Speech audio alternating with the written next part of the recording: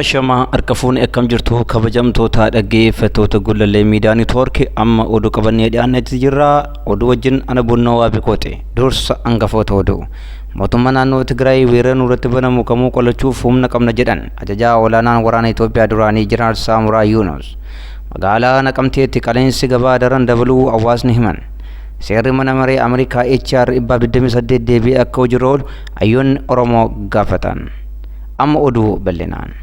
Mootummaan naannoo Tigraay weeraraan irratti banamu kamuu ofirraa qolachuufis taatu haleeluuf ga'umsa qabna jedhan ajajaa olaanaan waraana Itoophiyaa duraanii Itaamaajoor Shuum jeneraal Saamuraa Yuunus. Weerara kamuu kan karaa mootummaa federaalaa Ertiraa akkasumas karaa naannoo Amaaraan nutti dhufuu danda'u kamuu ofirraa qolanne haleeluu akka dandeenyuuf qophiidha jedhan dubbii jeneraal Saamuraa Yuunus kanas kan dhugoomsan jeneraal Tsaadiqaan Gabratinsaa'e humni nu dhaabbisuu danda'u hin jiru jechuun qaama seera cabsee gara keenya dhufu kamiinuu ni adamna jedhan jechoota qondaaltota Oromoof guyyaa guyyaatti deebii kan kennu Abiyyi Ahmedis ta'ee waajjirri isaanii hanga ammaatti jechoota jeneraalota kanaaf wanti jedhan hin jiru. Warri hojii baandummaa hojjetan dhaabbadhaa jedhan pirezidaantiin mootummaa naannoo Oromiyaa obbo Shimallis Abdiisaa. Obbo Shimallis jecha kana kan fayyadaman hoggaa maasaa qonnaan bultootaa daawwatanitti ture.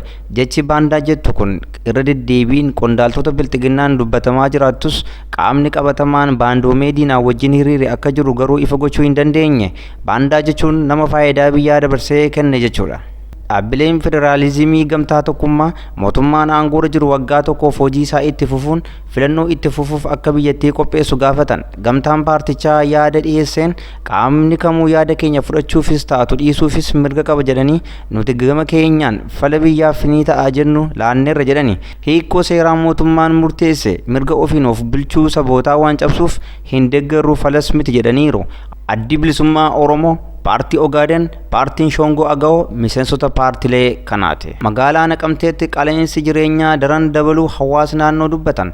Magaalaan Naqamtee wiirtuu dargaggoota hojii hin qabne ta'uun magaalaa Oromiyaa irraa sadarkaa tokkoffaarra kan jirtu hoggaa taatu mootummaan baatii 10 dura otoo miindaa hin dabaliin miidiyaa irratti waa'ee dabalamuu miindaa dubbachuu isaatiin qaleensi gabaa nu mudateera jedhu. Hojjettoonni mootummaa dabalata miindaaf xalaan isaan qaqqabes miindaa isaanii akka hin arganne ibsanii keessumaa gatii midhaan nyaataa hedduu dabaleera jedhu. Maddi oduu keenya OMN dha. Seerri mana maree Ameerikaa HR 28 deebi'ee gaafatamuu qaba jedhan hayyoonni Oromoo seericha hordofaa turan.